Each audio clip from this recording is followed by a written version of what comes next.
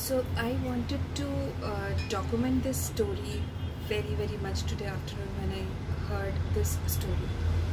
Uh, I'm sorry for all the non-Bengali speaking audience here. I'm going to tell a short story which was told to my mother by my grandmother, which my mother told me today afternoon, and I felt so good about it and I wanted to just document it. Maybe a lot of you might already know the story or may not know, but it is such a beautiful story. I wanted to document it, and the language I choose for it is Bengali, Bangla for sure, because it is on bhakti philosophy, bhakti tradition, whatever you want to call it as, but it is told right, Bhakt ka Bhagwan, Bhaktir Bhagavan. So English can never do justice to this story, because I do not think somewhere while writing so many poems by God's grace for so many years, I have recently realized that trying to experiment with different languages in poetry, I understood that certain philosophies sit more comfortably with certain languages because that particular philosophy has been practiced by that culture itself.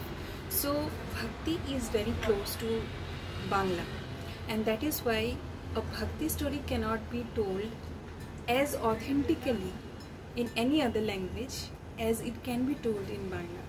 So anyone willing to even just enjoy the sound of Bangla and to see the excitement or the happiness I would feel while sharing the story, please, you can do listen.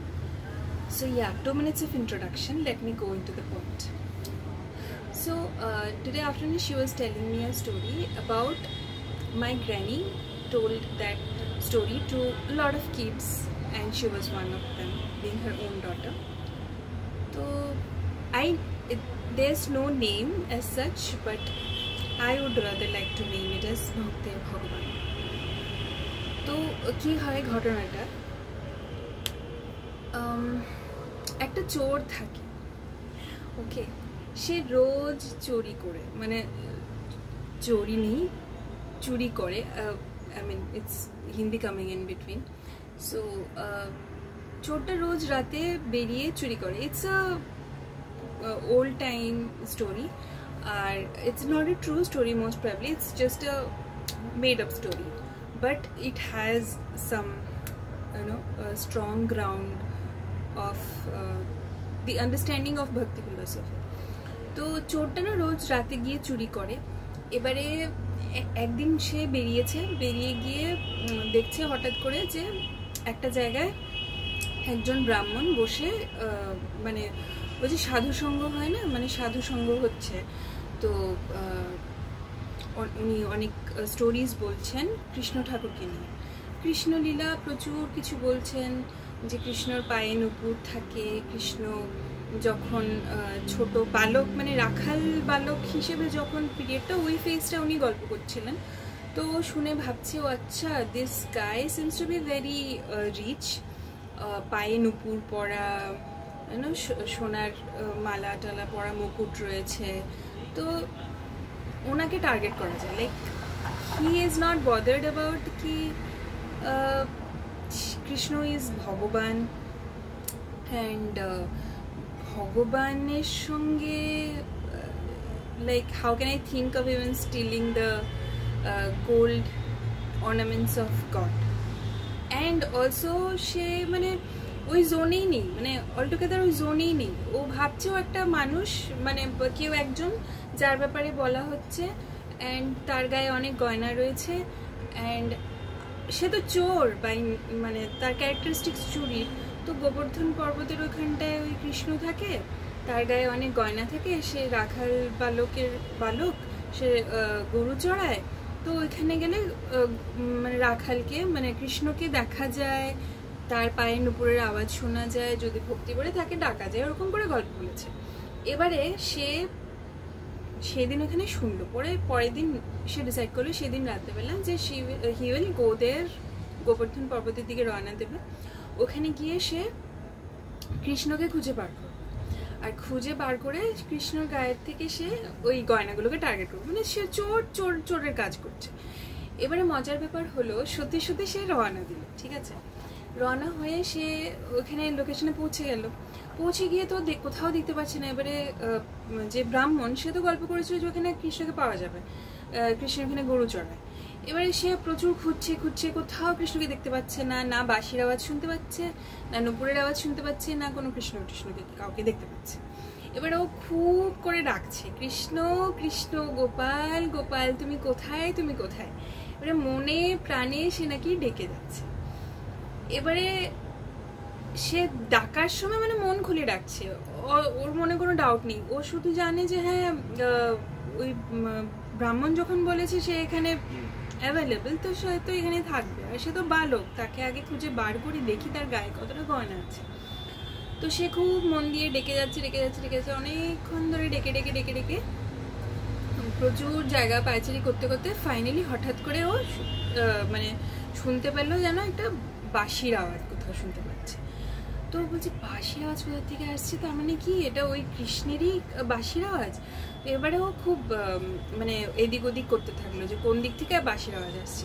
এবারে তারপরে বুঝতে পারছে না, trace করতে পারছে না। তাও তখন ও বললো যে আরে কৃষ্ণ, তুমি যদি বাঁশি বাজাও তুমি আমায় বলো তুমি কোন দিকটা, আমি কিন্তু তুমি কোথায় আছো আমি ঠিক বুঝতে পারছি না, আমি তোমার কাছে যাব, তোমাকে দেখতে চাই, তুমি আমাকে বলে দাও তুমি কোথায় আছো। তো প্রচুর বলা টলার পর ও হঠাৎ এরকম নুপুরের আওয়াজ শুনতে পায়। তো বলছে বাহ, ব্রাহ্মণ তো বলেছিল বাঁশির আওয়াজ পাওয়া যাবে, নুপুরের আওয়াজ পাওয়া যাবে, তাই তো হচ্ছে, নুপুরের আওয়াজ পাওয়া যাচ্ছে। তো এবারে ও নুপুরের আওয়াজের ফলো করে গিয়ে পৌঁছে গেল। পৌঁছে যাওয়ার পর ওখানে গিয়ে কৃষ্ণের সে দর্শন পায়, ঠিক আছে। কৃষ্ণ তার সামনে প্রকট হয়। কৃষ্ণ তো ভগবান, কিন্তু সে তো চোর। সে আর ভক্ত হিসেবে ভগবানকে খুঁজতে আসেনি, সে তার সহজ সরল মনে চুরি করতেই এসেছে, ঠিক আছে। কিন্তু সহজ সরল মনে সে ডেকেছে কৃষ্ণকে। তাই কৃষ্ণ ভগবান, সে সহজ মনে কেউ ডেকেছে তাকে, সে দেখা দেবে না, দেখা দিল। এবারে কৃষ্ণ বলছে বলো তুমি আমাকে কেন খুঁজছিলে। তখন ও বললো না, আমাকে ওরকম ব্রাহ্মণের কাছে গল্প শুনেছিলাম তুমি নাকি মানে এখানে পায়চারি করো, তুমি নাকি ছোট বাচ্চা ছেলে, তো ভাবলাম তোমাকে একটু দেখি কেমন, তোমার নাকি বাঁশির আওয়াজ শোনা যায়, পায়ের নুপুরের আওয়াজ শোনা যায়, তোমাকে দেখতে চাইলে দেখা যায়, তাই ভাবলাম তোমাকে একটু সে খোঁজ করো। তখন বললো হ্যাঁ আমি এরকম এখানেই থাকি। আর তখন বলছে তোমার গায়ে কত গয়না, তোমার ভয় করে না তুমি একা একা এখানে, চোরটা বলছে আর কি কৃষ্ণকে, যে তোমার ভয় করে না এখানে একা একা ঘুরো, কত লোকই তো থাকে, কত অসৎ প্রকৃতির লোক থাকে, কেউ যদি তোমাকে অ্যাটাক করে বা তোমার গায়ের গয়না ছিনতাই করে নিতে চায় তো তুমি কি করবে, তুমি একা একা এখানে পায়চারি করছো।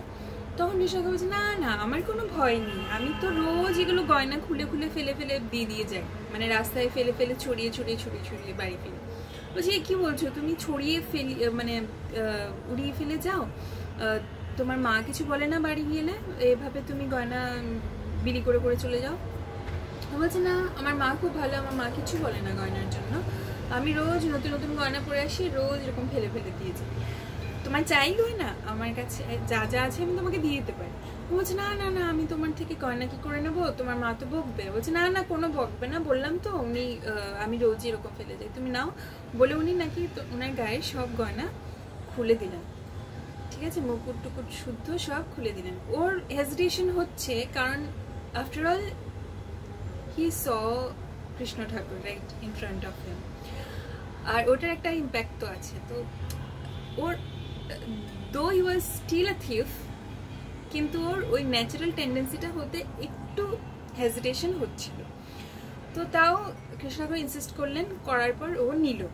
তারপরে বললেন ওকে বললেন যে তুমি রোজ এসো, আমি তোমাকে রোজ গয়না দেবো, তুমি রোজ এসো, আমি রোজ তোমাকে দেখা দেবো, তোমাকে গয়না দেবো, তুমি আজকে এটা নিয়ে যাও বলে তাকে পাঠিয়ে দিল।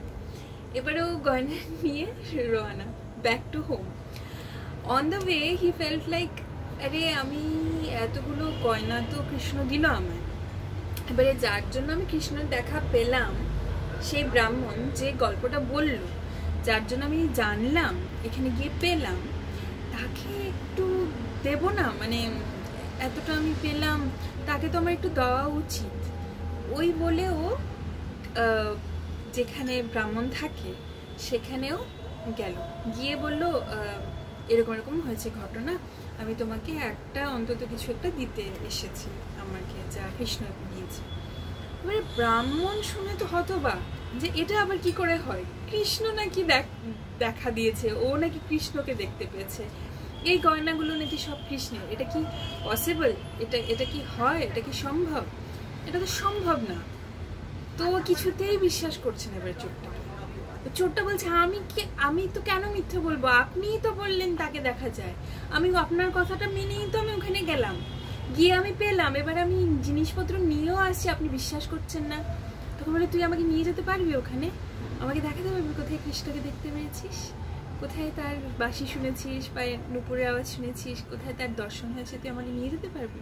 বলছে হ্যাঁ নিয়ে যেতে পারবো, তো উনি আমাকে বলেছেন, উনি রোজ আমি ওনার কাছে যাব, রোজ উনি আমাকে গয়না দেবেন, উনি আমাকে ওরকম বলেছেন, তো আমি কালকে যাব, কালকে আমার সাথে যাবেন আপনি। বলে ওকে বলে ঠিক আছে আমরা কালকে যাবো। এবারে পরের দিন দুজনে মিলে রওনা হচ্ছে, দুজনে গিয়ে পৌঁছেছে ওখানটায়। ওখানে গিয়ে আবার সেই চোর রোজ মানে গতদিনের মতো একইভাবে চিৎকার করে ডাকছে, কৃষ্ণ কৃষ্ণ, গোপাল গোপাল, তুমি কোথায়, তুমি কোথায়, তুমি কোথায়। এবারে কৃষ্ণ তো কিছুতেই আসছে না সামনে, কিছুতেই আসছে না। প্রথম দিন তো সময় নিয়ে এসেছিলেন, তবু ওই দিন মানে সময় পেরিয়ে গেছে, মানে যে টাইম পিরিয়ডটা গতদিন লেগেছে তার চেয়েও প্রচুর বেশি সময় লাগছে, কৃষ্ণ আর দেখা দিচ্ছেন না, আসছেনই না সামনে কোনোভাবে। তো এবারে মানে সে তো একটু অকওয়ার্ড হয়ে গেল যে ব্যাপারটা, আমি তো পুরো ক্লেম করে নিয়ে এলাম, এবারে তো কৃষ্ণ আসছেই না, কি হবে। কিন্তু কৃষ্ণ তো বলেছিলেন যে রোজ আসতে, উনি রোজ আমায় গয়না দেবেন, তো সেই অনুযায়ী তো তার আসার কথা, তার আমাকে দেখা দেওয়ার কথা, তো এটা হলো না কেন। তো ওই বলে ব্রাহ্মণকে বলে, ব্রাহ্মণ তুমি এই গাছের নিচে বসো, আমি একটু ভালো করে চতুর্দিকে ঘুরে দেখে আসছি বলে, আরও ওকে বসিয়ে রেখে এগিয়ে গেল অন্য দিকটা। এবারে যখন এগিয়ে ওই দিকে যাচ্ছে, তখন গিয়ে ডেকে ফাইনালি আবার কৃষ্ণ প্রকট হলেন চোরের সামনে, ঠিক আছে। এবারে চোর জিজ্ঞেস করছে যে তুমি এত ডাকলাম, তুমি এত সময় পরে এলে, মানে কি ব্যাপার, কিসের জন্য আসছিলে না? তখন কৃষ্ণ বলল, না আমি তো তোমাকে দেখা দেবো বলেছিলাম, আমি তো বলিনি তুমি কারোকে সাথে নিয়ে এসো, ও মুখকে আমি দেখা দেবো, আমি তো বলিনি। ও তুমি ওই জন্য দেখা দিচ্ছ না, তুমি তাকে কেন দেখা দেবে না? তো আমি তো ওকে বড় মুখ করে নিয়ে এসেছি যে আমি তোমাকে দেখতে পেয়েছি, তুমি আমাকে এতগুলো গয়না দিয়েছো, তো আমি তো মানে ওকে বলেছি তুমি ও দেখতে পাবে তোমায়, তাই তো ওকে নিয়ে এসেছি এখানটায়। বলছি না সেটা তো পসিবল না, আমি তাকে দেখা দিতে পারি না, আমি তোমাকে দেব কিন্তু তাকে আমি দেখা দিতে পারি না। তখন বলছে কিন্তু এতটা নিয়ে আসলাম, বুঝতে পারছি না তুমি কেন দেখা দিতে চাইছো না, কিন্তু একটু যদি দিতে তাহলে তো ভালো হতো, নাহলে তো কেমনটা লাগছে, ও এতটা এলো, কি করি বলো। তখন কৃষ্ণ বললেন ঠিক আছে, ওকে গিয়ে বলো যে আমি ওকে দেখা দেব না, কিন্তু ও আমার পায়ে নুপুরের আওয়াজ শুনতে পাবে। তখন বললো ঠিক আছে, এবারে আমি যাই, তাহলে আমি গিয়ে ওকে এই কথাটা বলবো। এবারে চোর ফেরত গেল, গিয়ে যেখানে ব্রাহ্মণ বসেছিল সেখানে গিয়ে পৌঁছে গিয়ে ব্রাহ্মণকে বলল যে কৃষ্ণ আমাকে দেখা দিয়েছেন, আবার দেখা দিয়ে উনি এরকম বললেন যে আমি তো ব্রাহ্মণকে দেখা দেব না, বেশি হলে আমি নুপুরের আওয়াজ তাকে শুনিয়ে দিতে পারি, সে আমার নুপুরের আওয়াজ শুনতে পাবে। সে কথা বলার কিছুক্ষণ পরই সে নুপুরের আওয়াজ শুনতে পায়। আর সেটা হওয়ার পর ব্রাহ্মণ সেই চোরের পায়ে পড়ে খুব করে কাঁদে যে সারা জীবন আমি কৃষ্ণ কথা বললাম, ঠাকুর পুজো করলাম, কিন্তু আমায় কৃষ্ণ দর্শন দিলেন না। তুই সারা জীবন চুরি করলি, কিন্তু তুই এইভাবে ঠাকুরের দর্শন পেলি, আমি পেলাম।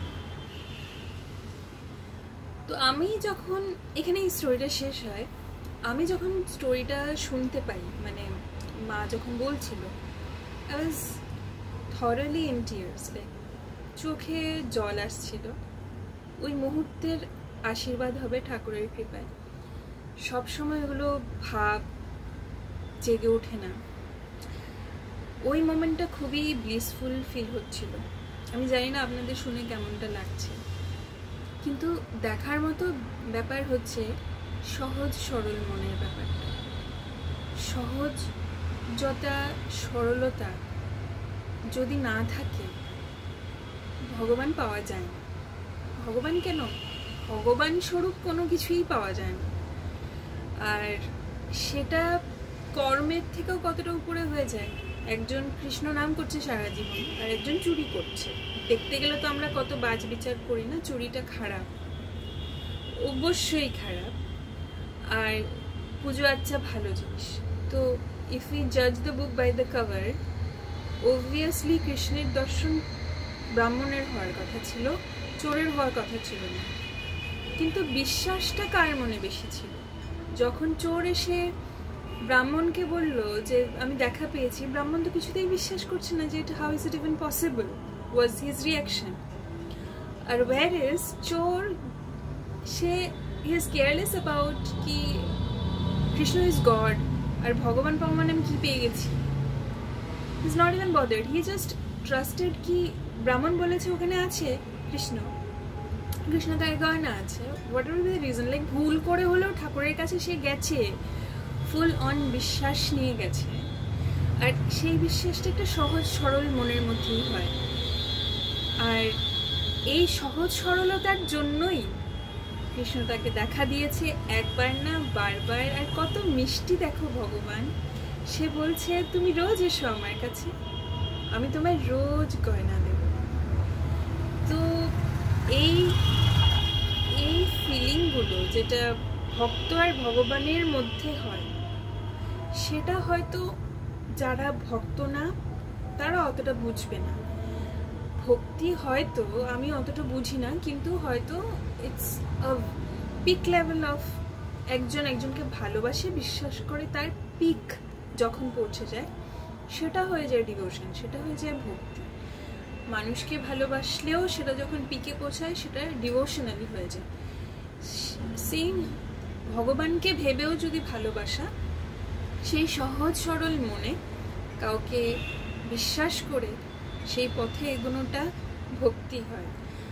আর what touched me so much is আমরা কত নিজেদেরকে ওয়ার্ল্ডলি ম্যাটার্সের মধ্যে জড়িয়ে রেখে আমরা কতটা too much aware of how we should be so that we are not deceived or traumatized in our lives, we somewhere greatly lose that innocence in us, which actually takes us to the topmost level of realization and what not. মানে কেউ ভগবান পেয়ে গেছে, তাও সে বুঝছে না যে সে ভগবান পেয়ে গেছে, সে কতটা সহজ সরল হতে পারে। This story simply speaks about কি কতটা ইনোসেন্স থাকলে পরে ঠাকুরকে পাওয়া যায়। And I just loved the story, and the way my mom told the story আমি বলে উঠতে পারিনি। I wish ওই spontaneous momentটা ক্যাপচার করা যেত, but it is captured in my heart, like what I felt at that moment, thoroughly in tears, every part of it. And I hope it touches you also and brings forward to you the importance of innocence also. আমাদের সজাগ সতর্ক থাকতে হবে definitely, কিন্তু even after that I wish for all of us কি আমরা আমাদের যে সহজতা সরলতা simplicity and innocence আমাদের মধ্যে intrinsically থাকে, সেটা যেন আমরা সবাই বাঁচিয়ে রাখতে পারি নিজেদের মধ্যে, সেটা আশা করেই I'll end the story. So I hope those who know Bangla would have enjoyed the story, and those who love Bangla emni just as its sound, because of its sweet sound, have also enjoyed, and those who could not listen to it or just scrolled ahead, better luck next time. Thank you for listening.